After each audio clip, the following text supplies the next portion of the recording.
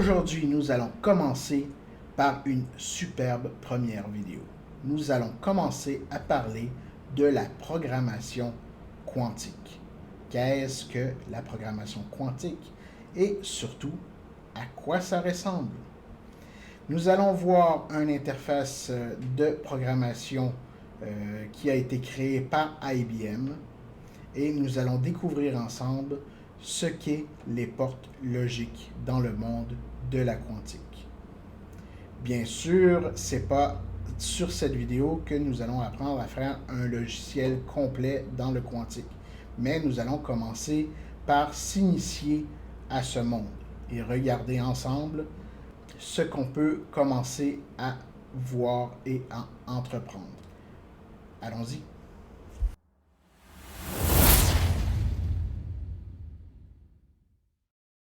Nous commençons ici par notre interface visuelle sur laquelle nous allons développer nos applications quantiques.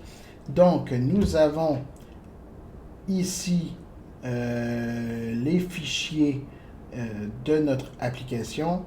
Nous avons par la suite les portes logiques que nous pourrions utiliser. On peut aussi s'ajouter des portes logiques qui est une combinaison de toutes les autres portes. Nous avons ici nos 3 qubits de base. Nous pouvons ajouter des qubits en fonction de ce que nous avons besoin de faire.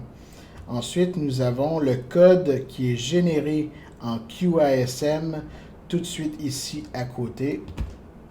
Donc, par exemple, si nous prenons une porte d'Adamar que nous mettons sur le qubit 0, nous voyons que les possibilités, les probabilités de résultats sont 50-50 entre ces résultats de qubits qui sont ici. Nous avons la porte d'Adamar sur le Q0 qui a été ajoutée dans le code QASM qui est ici. Donc, si par la suite nous voudrions faire un swap entre le Q0 et le Q1, donc on se retrouve à avoir des résultats sur les deux qubits à 50% des possibilités et nous pourrions continuer à faire des swaps. Nous pourrions après ça rajouter des conditions en fonction de ce que nous voudrions faire. Mais pour cela, il faut tout d'abord comprendre ce que fait les portes logiques qui sont ici. Et c'est ce que nous allons apprendre dans quelques instants.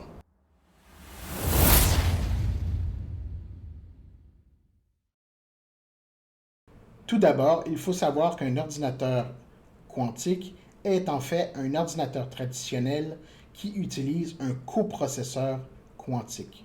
Tous les ordinateurs traditionnels utilisent des GPU pour faire le calcul graphique et résoudre des problèmes mathématiques qui sont trop complexes pour un CPU normal, ce qui est le processeur des ordinateurs traditionnels. Du même principe, les ordinateurs quantiques utilisent ce qu'on appelle des coprocesseurs quantiques qui sont en fait des périphériques externes à l'ordinateur.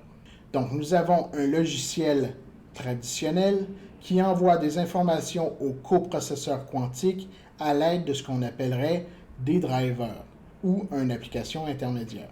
Donc, cette application intermédiaire fournit les informations au coprocesseur quantique à son bon fonctionnement. Ensuite, le processeur quantique, à l'aide d'instructions qui lui a été fournies, il va traduire tout ça et placer les résultats dans ce qu'on appelle les registres quantiques. Les registres quantiques sont affectés par ce qu'on appelle des instructions logiques, donc les fameuses portes logiques. Ces portes logiques affectant les registres, qu'ils soient logiques ou physiques, on parlera de ce concept dans une prochaine vidéo qui sera plus avancée, va ensuite être lu par un système de lecture et redistribué à l'ordinateur traditionnel. Bien entendu, dans le monde de la quantique, lorsqu'on lit un état quantique de qubits, l'état de superposition dans les qubits est fixé. Donc, la lecture ne peut se faire qu'une seule fois. Ensuite, le système de lecture va retourner les informations au logiciel traditionnel qui a lancé le traitement et ce logiciel traditionnel va convertir tous les données en une interface graphique humainement lisible. Donc maintenant, revenons aux portes logiques. Tout comme dans les ordinateurs traditionnels, dans le monde de la quantique, il y a ce qu'on appelle des portes logiques. Dans les ordinateurs traditionnels, nous avons, par exemple, le « et ». Dans la porte logique « et », si nous avons deux valeurs en entrée qui disent « vrai » et « faux », la valeur en sortie sera « faux ». Car dans un « et », il faut absolument que les deux conditions soient vraies pour que le résultat soit vrai. Donc, vrai et faux égale faux. Vrai et vrai égale vrai. Nous avons aussi le ou. Le ou, contrairement au et, lorsque une valeur est vraie ou fausse, la valeur de sortie est vraie. Car il s'agit qu'un seul des deux conditions soit vrai pour que la sortie soit vraie. Donc, si on a faux ou faux, la valeur de sortie est fausse. Si on a vrai ou faux, la valeur de sortie est vraie. Et si on a vrai et vrai, la valeur de sortie est vraie. Ensuite, nous avons le not. Le not va simplement inverser les valeurs binaires. Donc, si on a une valeur qui dit vrai en entrée, la sortie d'un not va dire faux, tout simplement. On a aussi le non-et. Le non-et, qui se traduit en anglais not and, le NAND, fonctionne à l'inverse du et. Donc en réalité, il va donner l'inverse du. Si c'est vrai, non-et, vrai, ça donne faux. Si c'est faux, non-et, vrai, ça donne vrai. Et nous avons aussi le non-ou qui va faire l'inverse du ou. Allons maintenant vers les portes logiques quantiques. Les portes logiques quantiques, nous avons tout d'abord la porte d'Adamard. La porte d'Adamard, elle, initialise le qubit à une superposition d'états. Elle est utilisée habituellement pour initialiser les valeurs au début du programme quantique, pour créer la dite superposition d'états. Ensuite, nous avons la porte des X, qui va faire une rotation de la sphère de Bosch sur l'axe des X. Nous avons la porte des Y qui va faire une rotation de la sphère de Bosch sur l'axe des Y. Et nous avons aussi la porte des Z qui va faire une rotation sur l'axe des Z de la sphère de Bosch. La sphère de Bosch, nous reverrons ce concept dans une prochaine vidéo lorsque nous serons plus avancés. Ensuite, nous avons la porte quantique NOT qui va simplement inverser la matrice qui est à l'intérieur du qubit. Par exemple, si on a vrai, vrai, vrai, vrai, et qu'on passe un NOT dessus, on va se retrouver avec faux, faux, faux, faux dans la matrice du qubit. Ensuite, nous avons le C-NOT. Le C-NOT, c'est la même chose que le NOT, sauf que c'est un NOT conditionnel au résultat vrai d'un autre qubit. Par exemple, si on a le qubit 0 qui fait un C-NOT sur le qubit 1, ben le qubit 1 va être inversé que si le qubit 0 est vrai.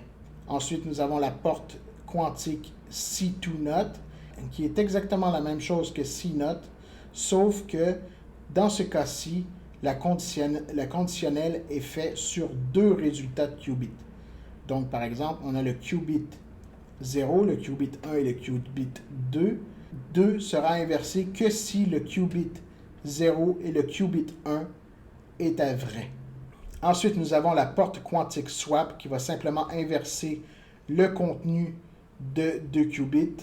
Donc, si on met un swap entre le qubit 1 et le qubit 2, ce qui est dans le qubit 1 va se retrouver dans le qubit 2 et ce qui est dans le qubit 2 va se retrouver dans le qubit 1. Un simple swap d'informations. On a la porte de Fredkin qu'on aurait pu appeler C-swap car c'est un swap conditionnel au résultat d'un autre qubit. Donc en réalité, si on met un une porte de Fredkin sur le qubit 1 et le qubit 2 en fonction du qubit 0. Ça veut dire que si le qubit 0 est à vrai, le qubit 1 et le qubit 2 sera swappé.